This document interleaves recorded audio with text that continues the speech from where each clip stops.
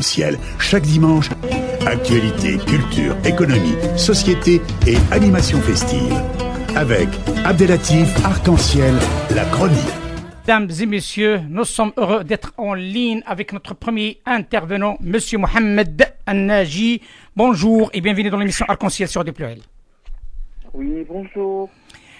Écoutez, le plaisir est pour nous de vous avoir parmi nous pour parler d'une situation qui est alarmante, c'est une situation qui fait la une de l'actualité internationale, la situation au Soudan. Il faut bien préciser à notre auditoire que M. Mohamed Naji est rédacteur en chef du Soudan Tribune, un site d'information sur le Soudan en anglais et en arabe. Thématique de ce jour, la situation au Soudan, les enjeux géopolitiques au détriment de la paix civile des Soudanais. Avant tout, Monsieur Naji Mohamed, si vous le permettez, ma première question, qu'est-ce qui se passe actuellement au Soudan? Écoutez, aujourd'hui, le dimanche a débuté la grève générale au Soudan, parce que les gens de l'opposition, ils veulent à tout prix en découdre avec la junte au pouvoir, et donc parce qu'ils refusent de rendre le pouvoir aux civils. Et on est là, voilà. C'est-à-dire toujours dans cette dynamique de lutte entre militaires et civils. Et bon, j'allais dire les bons et les méchants, voilà. Quels sont les bons, quels sont les méchants? Écoutez, là, franchement, les militaires dans l'histoire politique soudanaise ont toujours joué un rôle. Malheureusement, c'était souvent négatif. Donc, l'histoire du pays est jalonnée de coups d'État, de dictatures militaires, etc. Et le dernier en date, comme vous savez, c'est Omar el-Béchir, donc qui a dirigé le pays pendant 30 ans. Et qui a fini par être renversé le 11 avril dernier par un soulèvement populaire qui a duré plus de 4 mois. Et après, donc, il y a eu les militaires qui, histoire de remplir le vide, sont emparés du pouvoir. Et là, on est toujours, les gens au Soudan sont toujours dans cette dynamique de chercher à tout prix à persuader les militaires, si j'ose dire persuader, les convaincre en tout cas à rendre le pouvoir. Vous avez parlé de M. El-Béchir. M. El-Béchir qui a pris le pouvoir pendant un certain temps, quand même, qui a duré. 30 ans. Exactement. Oui. Est-ce que ce que nous vivons actuellement, en termes de situation, pas que le moindre pour dire ce qui n'est pas stable, mais encore flou, une situation floue, est-ce qu'il est en relation avec le passé de M. El-Béchir? Parce que tout le monde en parle d'une implication étrangère, il y a d'autres qui parlent comme quoi il y a des problèmes aussi internes, il y a des gens qui en demandent aussi à une intervention étrangère. Tout cela, comme vous pouvez l'expliquer, sur un plan historique et aussi sur un plan d'actualité, avec, bien entendu, toutes les démarches qui ont été vues par tout le monde, les relations avec les 3 pays qui sont connus sur la scène, l'Arabie Saoudite, l'Émirat Arabia, et aussi l'Égypte, qui sont en contact direct avec la junte militaire. Écoutez, c'est-à-dire, vous voulez qu'on parle de suite de l'implication étrangère, etc. Parlez déjà par rapport à l'historique, comme je vous disais. Par rapport à l'historique, le pouvoir islamiste, au fait, de président Omar el-Béchir, c'est-à-dire que les gens qui sont au pouvoir actuellement, ce sont les enfants du régime, si vous me permettez. C'est-à-dire que l'armée maintenant est infestée d'officiers islamistes, parce que, comme vous pouvez l'imaginer, le recrutement, etc., tout ça, les promotions, ça faisait toujours sur la base de loyauté au régime. Et du coup, c'est cette même armée qui a décidé, tout compte fait, d'en finir avec lui, parce que lui, il refusait absolument pas, il refusait de rendre le pouvoir à Al-Béchir. Et de ce coup-là, les gens ont dit que c'était la meilleure, c'est-à-dire que l'armée actuelle, les généraux, ils ont dit le mieux c'était de le renverser parce qu'on peut pas, parce que lui, ce qu'il a fait, c'est qu'il leur avait demandé d'ouvrir le feu sur les manifestants. Et où il y avait des millions dans les rues, ils ont trouvé que c'était un peu trop quand même de vouloir faire ça. Ils ne voulaient pas assumer cette responsabilité. Donc ils se sont dit, d'abord on va faire une chose de deux coups, c'est-à-dire lui, en le renversant, hein, on va peut-être calmer la rue, et par la suite on pourra sauver aussi nos propos, parce que si on continue d'être de son côté, ça va pas finir bon pour nous aussi non plus. Et donc, devant cette détermination de la rue, ils ont décidé de le renverser. Et c'est ça qui, au fait, qui faut expliquer la situation actuelle. C'est-à-dire que depuis le 11 avril, le 12e jour, immédiatement, comme il y avait des généraux islamistes très connus dans l'armée, par leur loyauté envers le régime, ils ont démissionné immédiatement. Donc c'était le ministre de la Défense, et le chef de l'état-major, et le chef des services de renseignement. Les trois ont démissionné. Plus tard, vers la fin du mois, il y a trois autres généraux qui ont démissionné, parce que aussi, qu'est-ce qu'ils voulaient ces généraux-là? Parce que qu'on appelle le conseil militaire au pouvoir, il a un comité politique, un comité sécuritaire, etc. Et donc le comité politique qui négociait avec l'opposition ou qui négociait avec les manifestants, ils n'ont pas voulu reconnaître la légitimité historique des manifestants. Donc ils ont dit, nous, on veut reconstituer un régime de transition, c'est-à-dire un gouvernement de transition, dans lequel vont participer ceux qui étaient hier au pouvoir. Et ça est comme devant la révolte de la rue soudanaise, encore une fois, là, ils ont dû démissionner les trois généraux. Et ainsi de suite, c'est-à-dire que jusqu'à maintenant, la rue ou l'opposition ou les manifestants il y a un bras de fer qui continue, si vous voulez, depuis le 11 avril avec les généraux. Et depuis décembre jusqu'à le mois d'avril, le 11 avril, c'était contre le Béchir. C'est pour que vous voyez de quoi il s'agit. Parce qu'un régime qui s'empare de pouvoir pendant 30 ans, quand même pour le déraciner, pour l'arracher complètement, on ne peut pas le faire de jour au lendemain. Et c'est exactement ce sont les Soudanais sont en train de vivre à l'heure actuelle. Bon, à partir de cette explication, vous parlez d'intervention. En fait, les généraux qui sont actuellement au pouvoir, il y en a parmi eux qui travaillaient dans les pays du Golfe. Il y a, c'est le chef même qui s'appelle Burhan, Abdel Fattah al-Burhan. Il travaille à un moment donné dans les Émiratis, etc. Travailler, c'est-à-dire, si vous voulez, quand vous expliquez ça, dans le Soudan, dans l'histoire, et toujours, il reçoit des étudiants, par exemple, des pays des Golfe. Il y a des Soudanais, des généraux de l'armée, qui vont aller dans ces pays-là travailler pour l'entraînement, dans les échanges. Donc, Abdel Fattah, c'est dans ce cadre-là qu'il était dans les Émiratis à un moment donné. Et donc, il connaissait les dirigeants et eux aussi le connaissaient. Il y a l'autre, le vice-président du Conseil militaire de transition, c'est un certain Hemeti.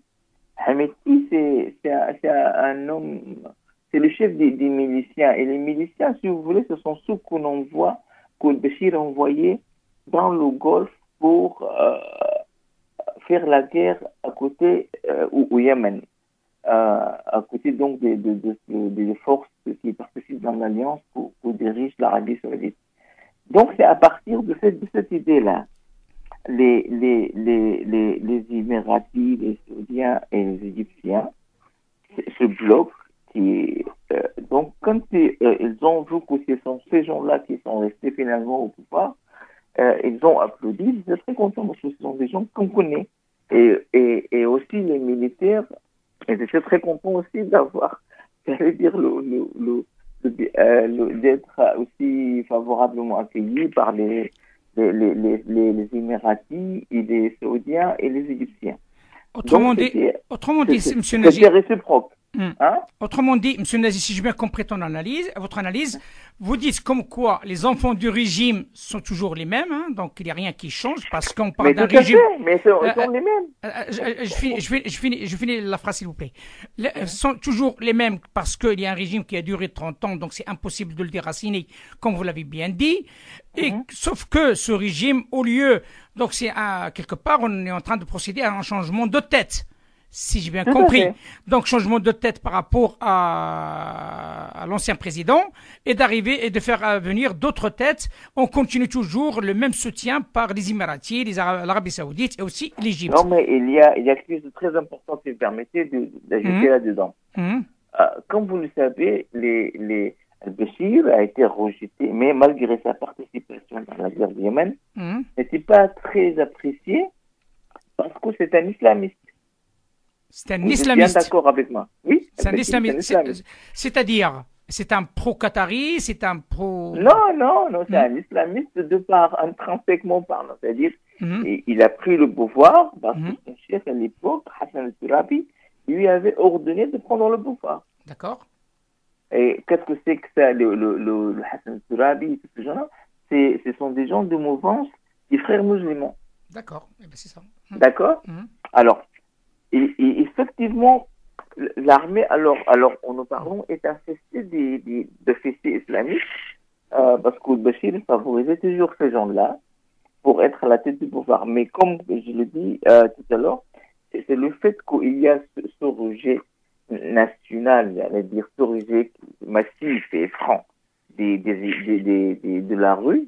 Donc, ils ont dû se défaire d'Al-Bashir. Mais il y a ceux qui espéraient, ou qui espèrent toujours, pouvoir assurer les intérêts du régime, enfin de l'ancien régime, de président Omar al-Bashir. Donc, à partir de là, vous êtes dans un contexte extraordinaire. C'est-à-dire, il y a des gens qui cherchent le soutien des pays qui sont en train de combattre les islamistes dans la région, hein, et du coup, c'est une situation un peu paradoxale, c'est-à-dire on ne peut pas justifier parce qu'ils disent qu'ils sont ils sont des officiers, etc.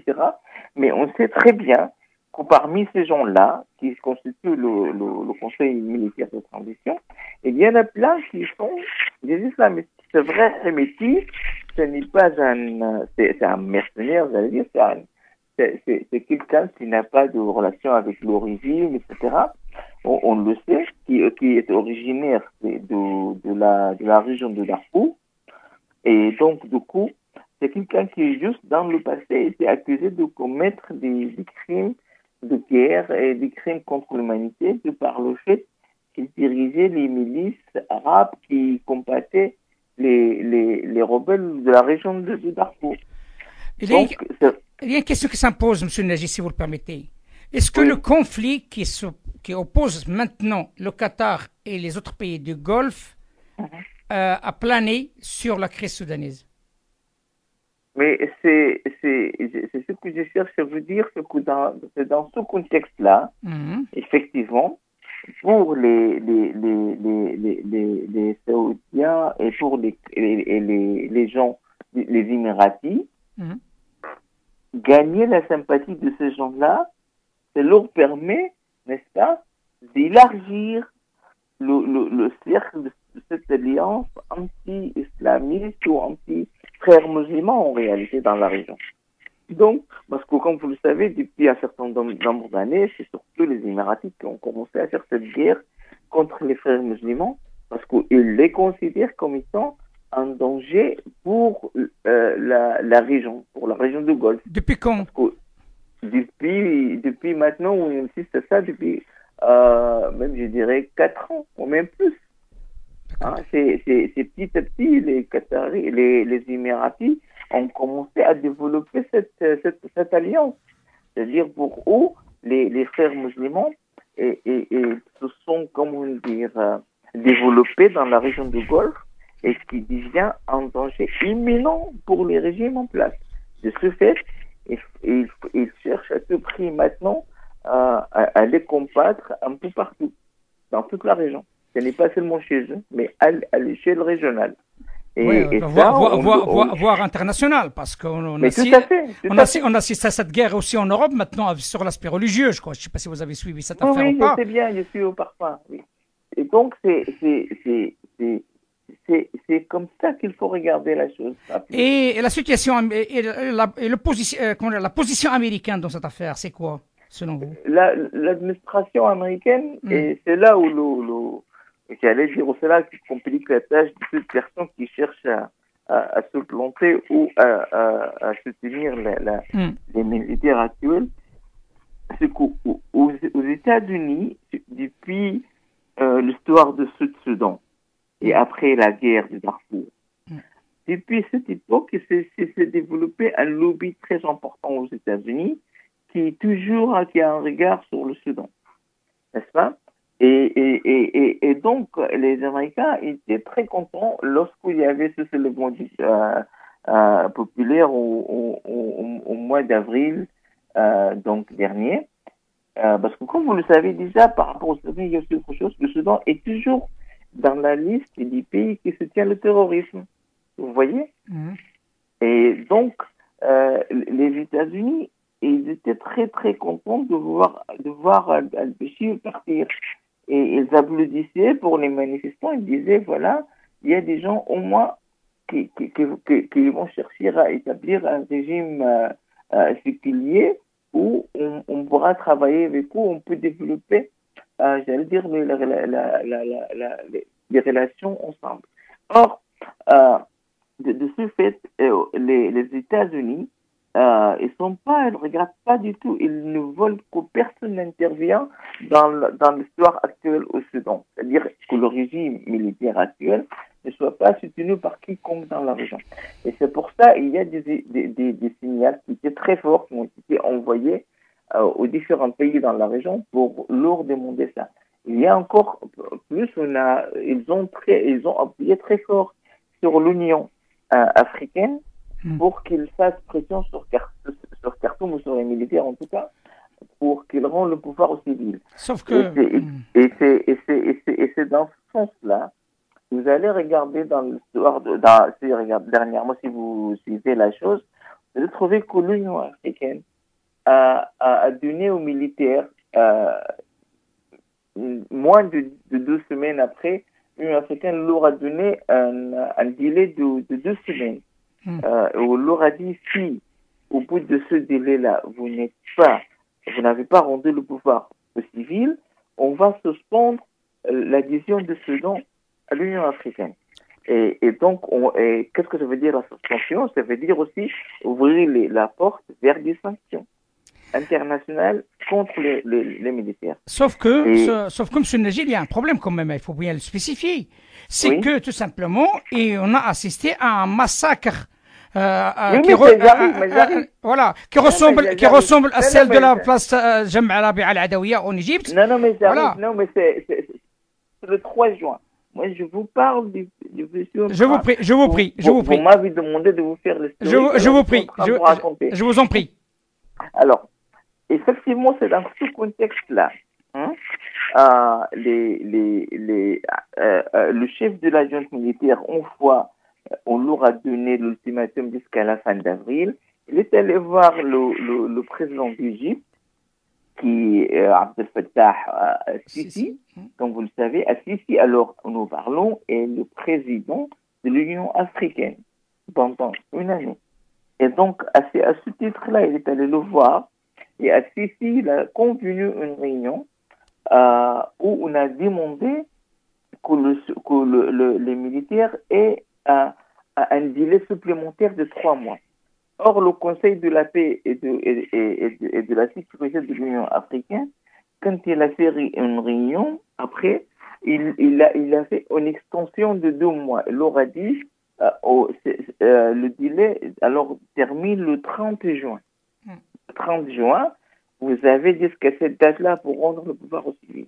Mais comme vous l'avez si bien dit, à la fin du mois de Ramadan, c'est-à-dire le 3 juin, lorsque les négociations pour la comment dire, le transfert de pouvoir au civil n'ont pas abouti, et lorsque les partis de l'opposition ont refusé de concéder une partie de pouvoir aux militaires, alors c'est dans ce sens, c'est là après les militaires, ils ont ordonné les miliciens qui étaient au Darfour, qu'on appelle les forces de soutien rapide, on les a ordonnés d'attaquer les manifestants, c'est-à-dire parce qu'il y avait, si vous voulez, en plein Khartoum, il y avait un site, j'allais dire, de sitting, c'est-à-dire un endroit où les gens étaient tout le temps là, c'était presque devenu la base de l'opposition. Et les gens, ils viennent, ils font des discours, ils parlent, c'est-à-dire tout le temps, c'est pour dire que la flamme de la révolution est toujours là. Donc, on va continuer à porter cette flamme. Donc, c'est dans cet endroit-là que les miliciens sont venus au petit matin de 3 juin. Ils sont venus et ils ont massacré, ils ont ouvert le feu sur les civils qui étaient là. Et donc, il y a plus de 200 personnes qui sont tuées. Et il y a plus de 600... Qui c'est qui a donné l'ordre ou bien qui a encouragé la junte militaire à procéder ainsi, selon vous? Bien. Alors là, je ne sais pas, parce qu'eux-mêmes, ils refusent, alors, jusqu'à maintenant, c'est-à-dire une semaine après l'attaque et après le massacre, ils refusent de reconnaître leur responsabilité dans cette affaire-là. Qui est les militaires. Voilà, ils disent ce n'est pas nous, ce sont des éléments qu'on connaît, incontrôlables, qu'on ne connaît pas, etc. Vraiment, c'est quelque chose de ne pas du tout sérieux, parce que tout le monde, c'est filmé, si vous voulez. Et il y a énormément de films, vous savez maintenant, à l'époque des portables, et il y a des gens mais vraiment énormément de films qui montrent qui a attaqué et qui a fait quoi. Donc, mais malgré tout ça, vous me posez la question, moi, de par les preuves qu'on a, de par les faits, on voit très bien de qui il s'agit, mais le conseil militaire, alors on nous parle, refuse toujours de reconnaître leurs responsabilités et de dire que ce sont... Qu'est-ce qu'il dit M. Sissi dans cette affaire en tant que président de l'Union africaine? Comment? Qu'est-ce qu'il dit M. Sissi dans cette affaire en tant que président? Il dit rien. Il dit rien. Mais la chose la plus importante, c'est que le Conseil de la paix et de sécurité de l'Union africaine, il a fait une réunion et il n'a pas attendu, si vous voulez, que la date de 30 juin, mais il a immédiatement décidé de suspendre l'adhésion de Soudan à l'Union africaine. Donc, il ne fait plus partie maintenant. Donc, cette décision a eu lieu le 6 juin. D'accord. D'accord. Et donc, c'est depuis cette date-là, et donc les militaires, et on a demandé au président, du Premier ministre, pardon, l'Union africaine a demandé au Premier ministre de l'Éthiopie, qui est aussi le chef de l'IGAD. L'IGAD, c'est quoi? C'est-à-dire l'Afrique, comme vous le savez, est subdivisée en 5 groupes. Et donc, c'est le groupe de l'Afrique de l'Est, n'est-ce pas, qu'on appelle l'IGAD. Et donc, on lui a demandé d'engager une médiation pour convaincre les militaires à rendre le pouvoir civil. Et effectivement, ce vendredi, il y a 2 jours, il était à Khartoum et il a rencontré l'opposition et il a rencontré l'agence militaire. L'agence militaire et donc il a engagé une médiation, mais rien n'est concret pour l'instant. Écoutez, voilà où on est actuellement par rapport. Non, c'est très bien clair, M. Mohamed Naji. Merci. infiniment d'avoir clarifié cette situation qui est ambiguë au Soudan. Comme on dit, à suivre, si votre agenda vous le permet d'ici peu, on rediscutera de ça parce que il faut suivre ce dossier de près parce qu'il y a des morts, il faut pas l'oublier. Et en plus, le Soudan, c'est un pays stratégique sur la paix, notamment dans cette côté de l'Afrique. Monsieur Mohamed Naji, qui est rédacteur en chef du Soudan Tribune, un site d'information sur le Soudan en anglais et en arabe. Merci infiniment de cet éclairage et je vous dis à très bientôt. Merci. Merci monsieur, à bientôt, au revoir. Au revoir. Arc-en-ciel.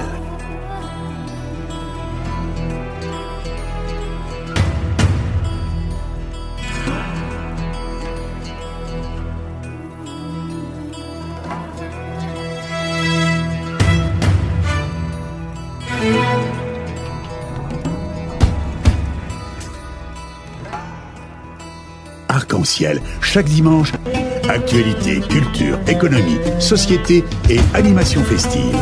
Avec Abdelatif Arc-en-ciel, la chronique.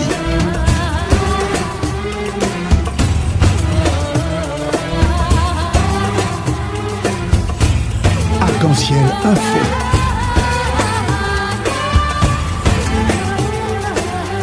Arc-en-ciel, animation festive.